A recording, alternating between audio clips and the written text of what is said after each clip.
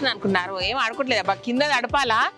సరే కింద ధనియాల వెన్న వేసుకుందాం అనుకుంటున్నాం. ఈడ ఇగో చూడండి ఎట్లా కనబడుతుంది. సో కింద పట్టే బదులు పైన పడితే జరసేపు ఆడుకున్నట్టుంటది, ఆకులు ఫ్రెష్గా అవుతాయి. నా వర్షం పడిపిస్తున్నా.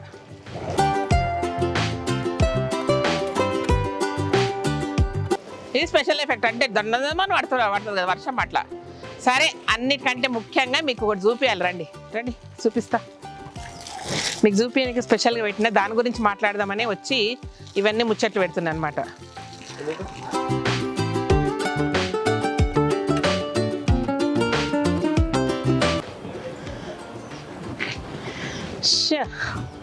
హాయ్ అండి, వెల్కమ్ టు కలగుర గంప. ఇవాళ చాలా చాలా చాలా హ్యాపీగా ఉన్నా. మీకు చాలా కొత్త విషయము, పాతది కొత్తగా చూపించాలా. ఈ చెట్టు గుర్తుందా, 1 year బ్యాక్ మనము మన చెట్లను ఎయిర్ లేయింగ్ చేసినాము, చాలా చాలా చెట్లను చేసినాము. అండ్ వాటర్ యాపిల్ చేసాము, స్టార్ ఫ్రూట్ చేసాము, మ్యాంగో చేసాము, జామ చేసాం, పనస చెట్టు చేసాం. పనస చెట్టు మొత్తానికి పోయింది.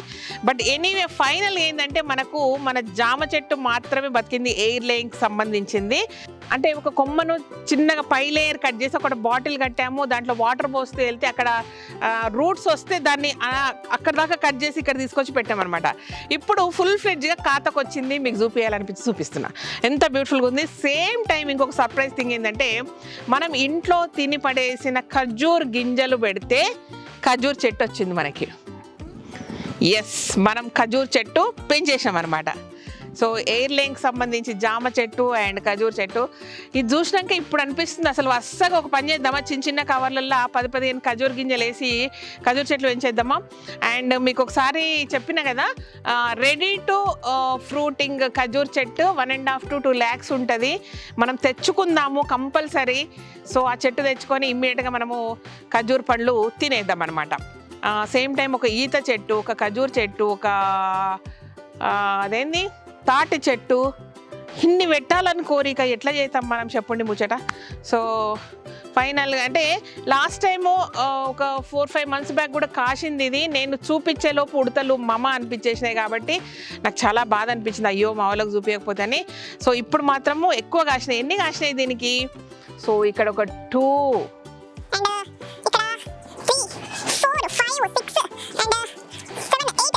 మొత్తం 8 జామకాయలు వచ్చినాయి. మనం ఎయిర్ లేయింగ్ చేసిన జామ చెట్టు.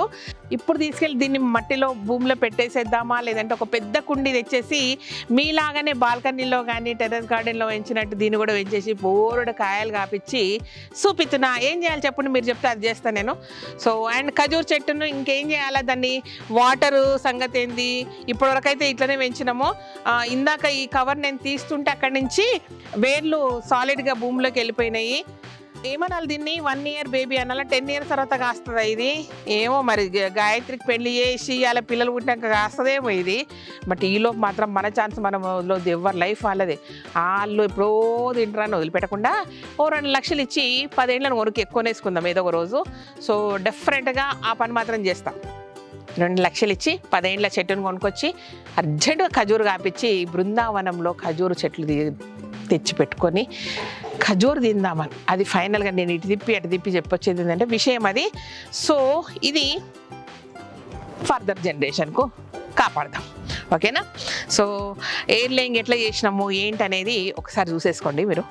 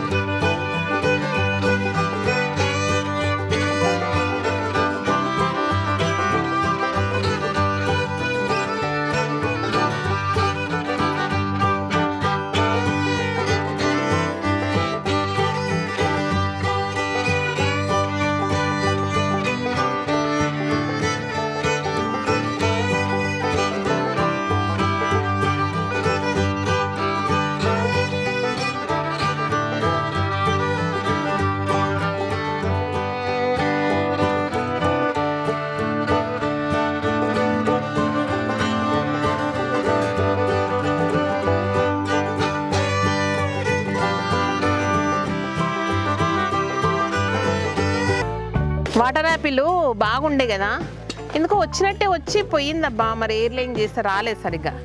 మరి దీని సంగతి ఏందో చూద్దాం.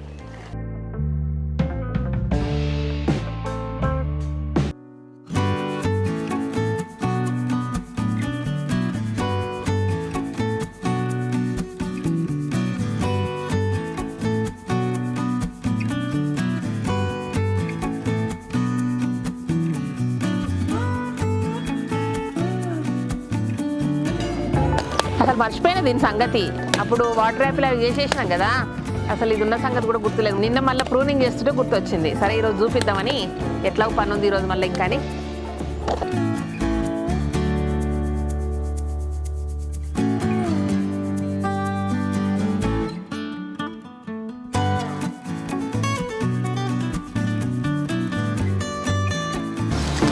ఇంత బ్యూటిఫుల్గా వచ్చేది చూడండి.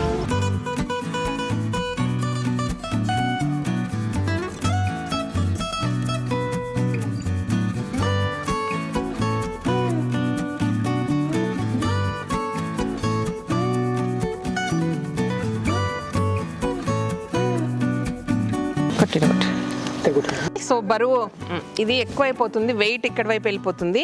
అందుకే ఇక్కడ కట్ చేస్తే మళ్ళీ చిగుర్లు ఇక్కడనే వస్తాయి కాబట్టి మనం ఇక్కడ కట్ చేసుకుందాం. ఇక్కడ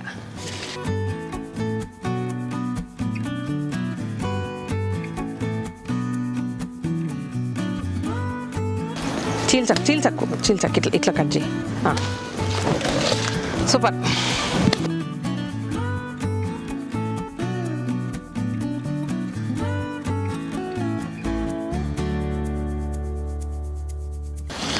సూపర్ ఉంది కదా. ఈ మొగ్గ కాయ అయితే బాగుండు.